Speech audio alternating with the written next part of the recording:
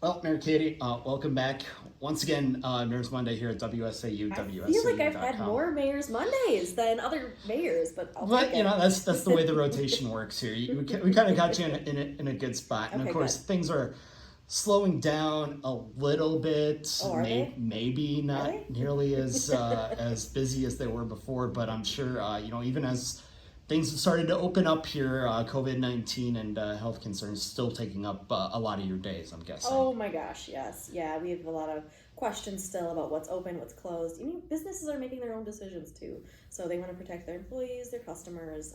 So they're slowly making their own decisions. They're looking to us for guidance still, right? They want to make sure they understand the science. So trying to help. Yes, trying to help in any way you can. So when those questions come in that the businesses are asking, I mean, what is the guidance that you have been giving them? Well, obviously we have a Marathon County Health Department that has the science, the numbers, the data. So I trust them. So we give them the information that they have. WEDC is a great resource. They have so you want to open kind of guidelines, which is really great. And then the fun stuff is actually what I get to deal with. We have a bunch of money that we're giving away in the form of grants and loans through WASA Cares. So I'm super pumped about that. Yeah, and the Wausau Cares is actually, I got quite a bit of talk last week at Economic Development. Yep. A lot of people are really taking this, you want to say in a positive manner, something that we wish we wouldn't be doing, but we're Right. still having to do it, right? Yeah, totally. If we didn't have to do this, that would mean business was banging, right? So Yeah.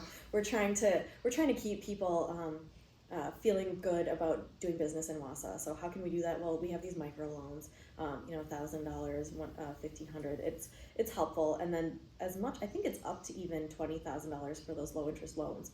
So it's good. We're hearing good things. People are applying for them. So I'm excited, and if we had to do another round, I have some ideas of how we would do it differently even. So maybe we could do some fun things, not during these pandemic times. Right, exactly. And it's, we've talked about the program a couple of weeks ago. Yep. I know the application process has been open. You've been working with McDevco Yep. on that. When will those dollars start flowing into the community? Well, so this has been an interesting conversation. We're doing a first come first serve kind of a process. However, it's first come first serve if you meet the criteria threshold. So we award people 50 points. So if you haven't gotten any other money, if you have this many employees, there's a very kind of a set of criteria on the website. You can see it. So if you meet that and you have all 50 points, like you're getting your money right away. We're releasing it to you when we can.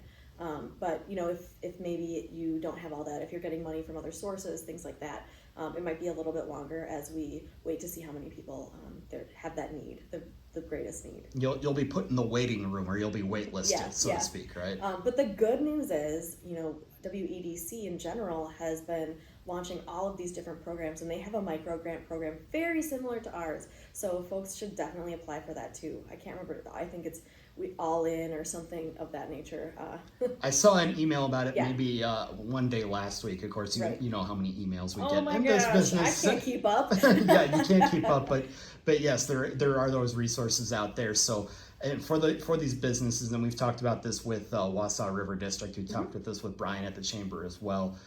There's people here that can point these businesses in the right direction. Oh yeah, correct? oh yeah, tons.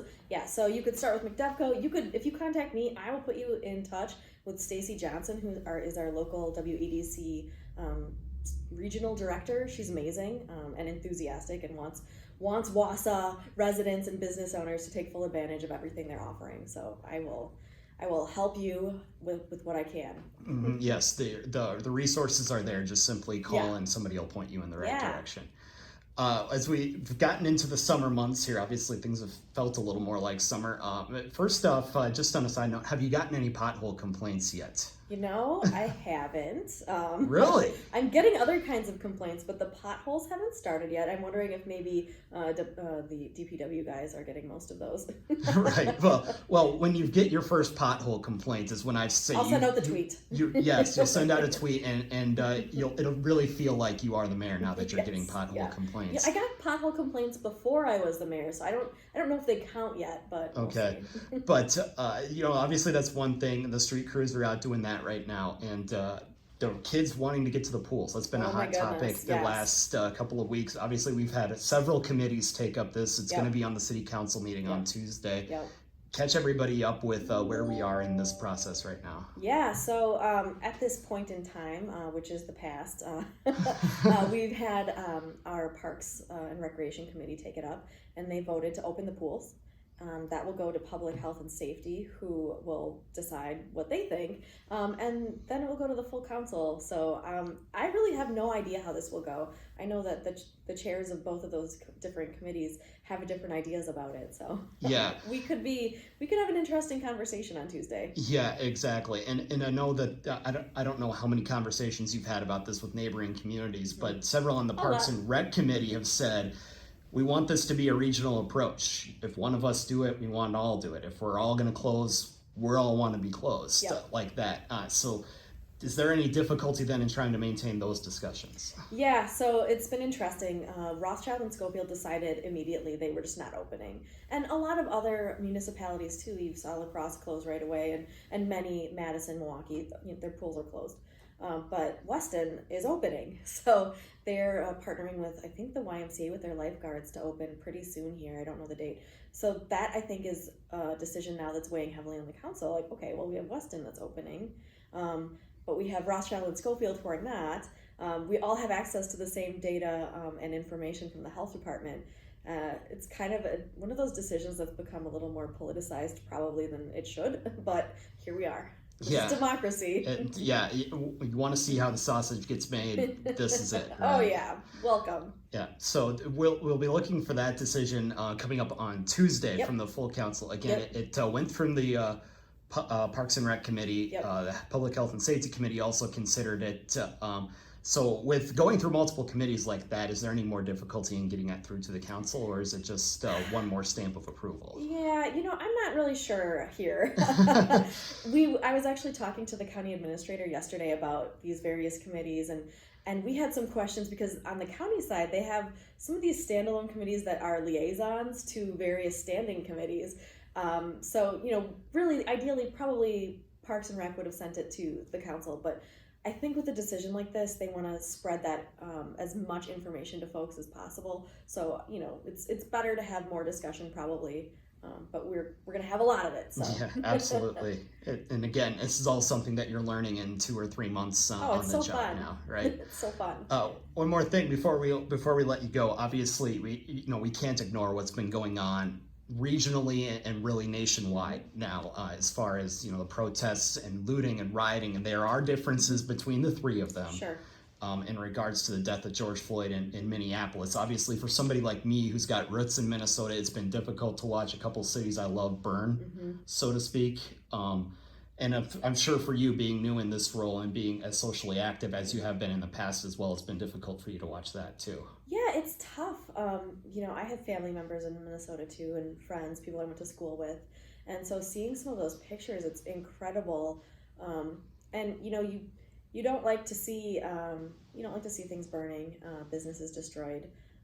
You also don't like to see human life lost like that. I mean, there's a certain life is really important, and seeing that 9-minute video is really traumatic, I think, for everybody, and especially family members. So, you want to recognize what's happened here, and a lot of folks around here are also interested in recognizing what happened and honoring that. So, there was a demonstration on the Triangle over by the courthouse last week, 2 weeks ago on this video, and there will be another demonstration on Saturday. So, it's important for people to be heard. I've been hearing a lot from people.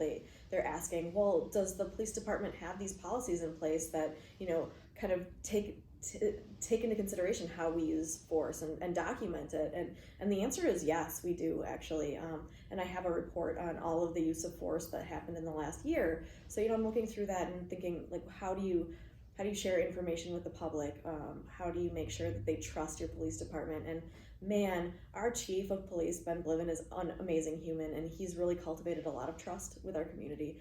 So, we've talked a lot about how do we approach this, and we've decided that it's important that we stand with our community. It's important that people know that we hear them and we listen with them, and that we're gathering to protect each other and not perpetuate more violence. I think that's the big message here. And that's exactly what I was going to ask you as well. How have those conversations with Chief Bliven been in the last 2 weeks as you've bounced ideas off each other about this, or just even going through those files about how use of force has been in the department? Yeah, I mean, part of it is me learning what we actually have, what we're tracking, right? The data is really important to someone like me. I want to understand, like, how many times have we pointed a gun at somebody? How many times have we actually had to, tase some, whatever that looks like, right? So understanding that and asking questions is really where I'm at.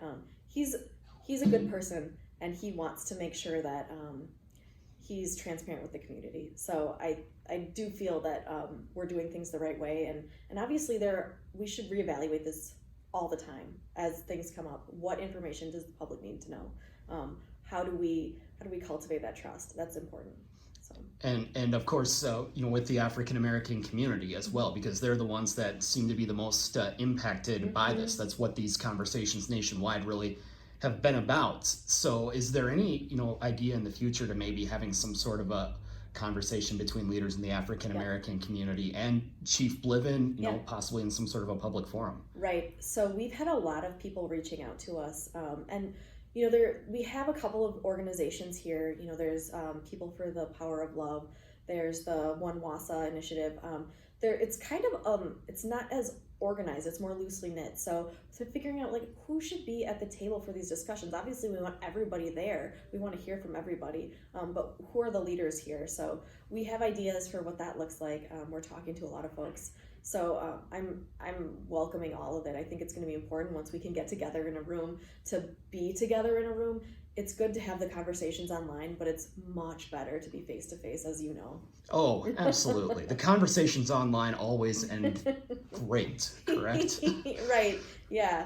So. But yes, we'll be looking forward to something like that, and obviously if we can be there as well in the media to talk about it. You are all invited. Right. Yeah, I love the media. Absolutely. Anything else that you'd like to add then before we let you go? No, June's a big month. I have 5 proclamations already lined up for the council on Tuesday, so get ready. Absolutely.